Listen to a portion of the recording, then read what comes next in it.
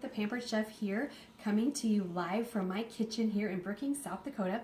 I've had a lot of questions this week on the Veggie Spiralizer, how to use it, what's it like, how is it different from others, and how is it different from other veggie strip makers and things. We also have just a regular mandolin style in our catalog. So I wanted to show it to you just so you have an idea of how it works, okay? The thing I like about it is it's dishwasher safe. Super easy to use. It actually uses gravity to your advantage. And this little base, everything goes right in the dishwasher when you're done. You have a couple of arrows here, a little white arrow here, and there is a white arrow somewhere else. Oh, there it is, all the way around. There we go. And that's how you just set it right in the base there, and you're done. And then you have, this is the tool to hold it in place. You've got a clip, and you've got your blade, and this one I kind of call your key, and it stores in here. And you've got a fettuccine blade, and you have an angel hair blade, and then if you want to curl the entire vegetable, you can do that too. Okay, my all-time favorite so far vegetable to spiralize is a rutabaga, and rutabagas are fabulous. They do take a lot longer to cook than most veggies, which I am fine with. I really, really love their texture.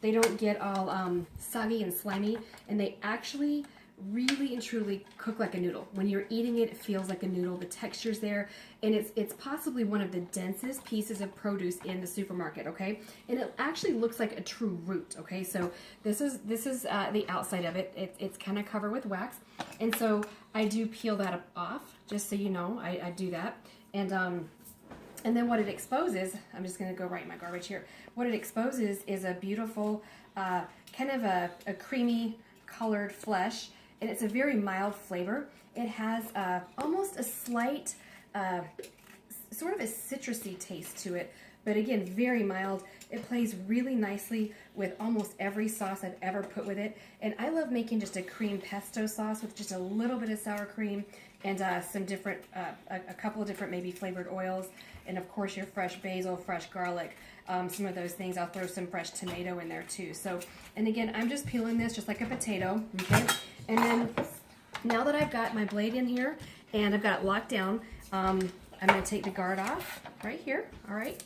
And then I'm going to put this, there's a kind of a little spire sticking up here, and I do tell people this tool does not discriminate. And so if you put your fingers in there, you will get cut too. Okay, so don't do that, all right? Just trust me. And so on the spire here, I'm just going to set it down in. And I actually could have taken this entire rutabaga, and I could have done the whole thing on there, but I'll just show you with this.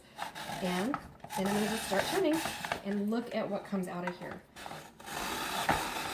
Just tons and tons of beautiful, beautiful angel hairs. Look at that. And they will be as long as I want them to be. I will literally have to cut them apart.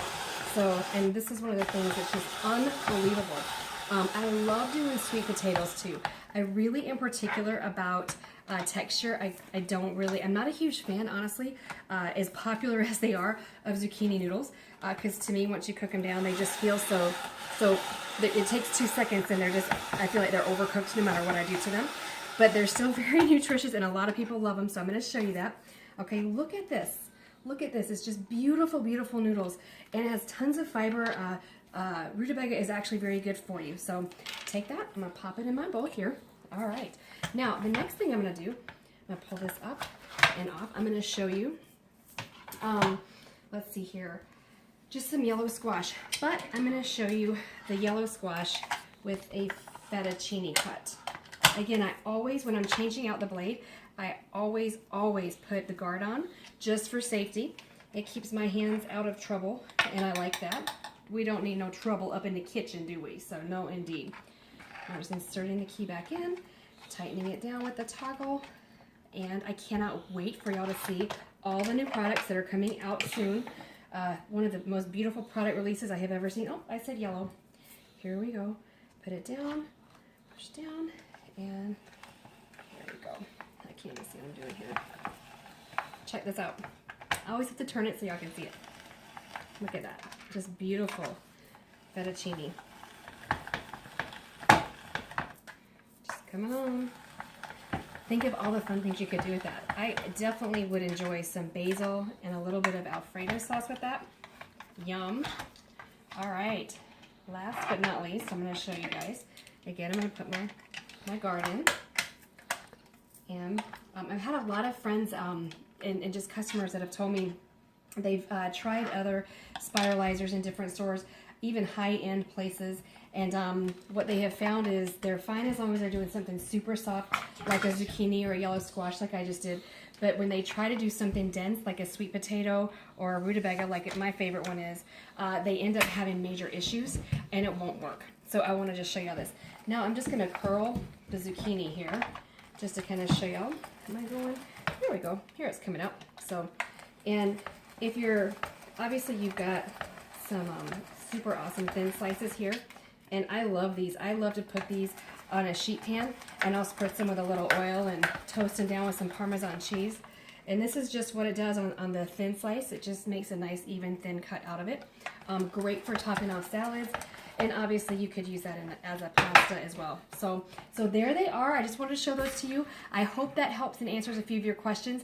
And again, definitely we have a fabulous chart that I could send to you if you want to see it. There's definitely different cooking times for different noodles. The density of it. This little angel here will take almost 20 minutes to cook, whereas some of these are just a few minutes, okay? So if you want to see that chart, let me know. Give me a shout out and I'll make sure you get it. So happy cooking. Take care.